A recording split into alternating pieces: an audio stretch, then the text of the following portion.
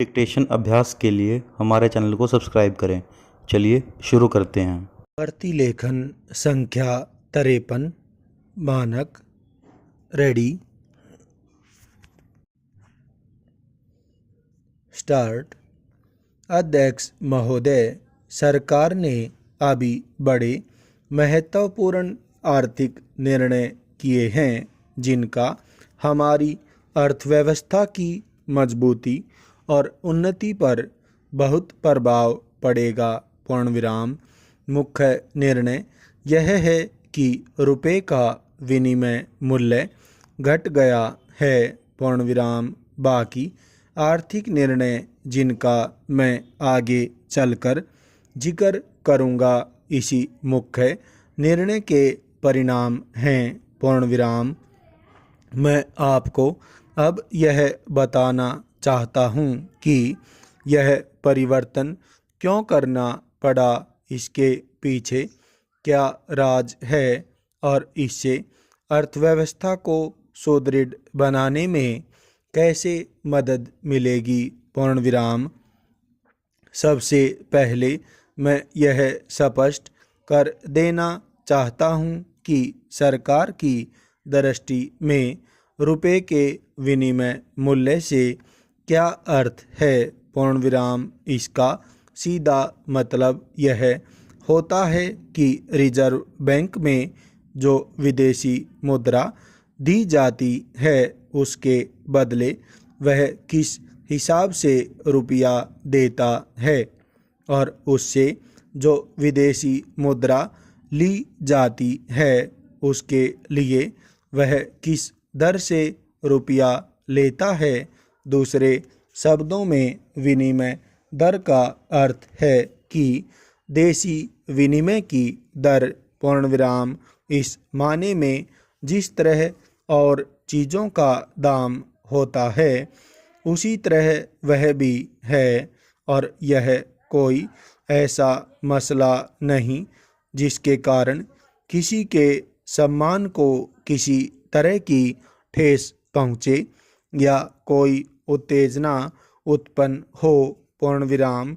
इस संबंध में मैं माननीय सदस्यों के सम्मुख स्पष्टीकरण प्रस्तुत करना चाहूँगा। पूर्णविराम। चाहिए तो यह कि अन्य प्रकार के माल की तरह विदेशी मुद्रा का दाम तय करने में भी केवल आर्थिक बातों का ही ध्यान रखा जाए।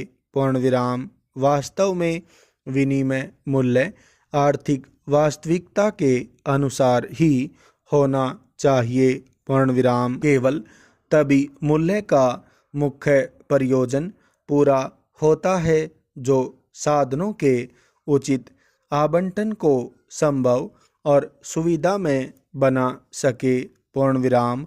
दूसरे रूप में तथा इसके अलावा यह उद्देश्य पूरा नहीं होगा।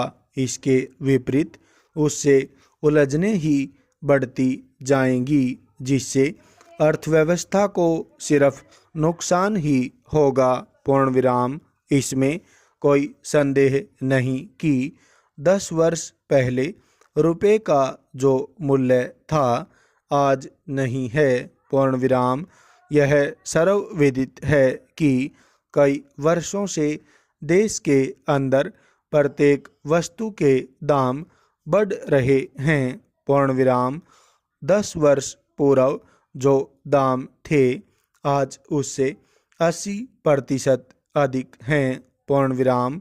दूसरी ओर सन 1949 के बाद से रुपये के सरकारी विनिमय मूल्य में कोई फेरबदल नहीं हुआ है।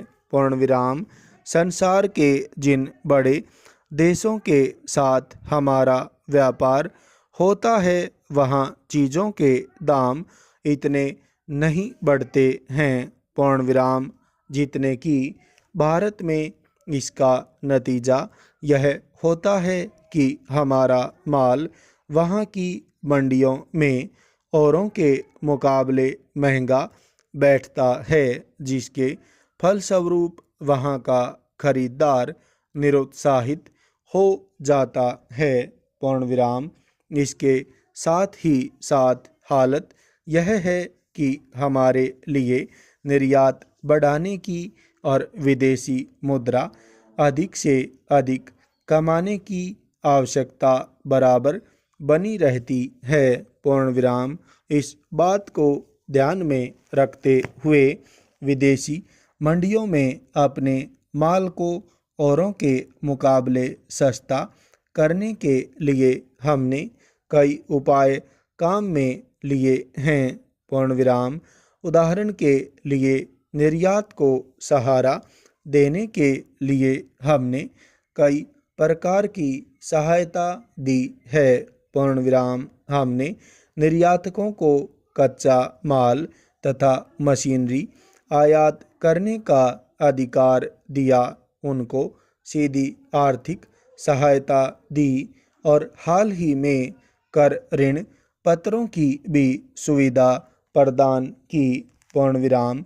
परंतु इन उपायों का ज़्यादा असर नहीं हुआ क्योंकि हमारी कठिनाइयाँ ज़्यादा गहरी हैं पूर्ण विराम। इसका मुख्य कारण यह है कि चीज़ों के दाम 5 वर्ष पहले जो थे, आज हम उनको फिर वापस नहीं ला सकते, बल्कि दाम और अधिक बढ़ते ही जा रहे हैं पूर्ण विराम।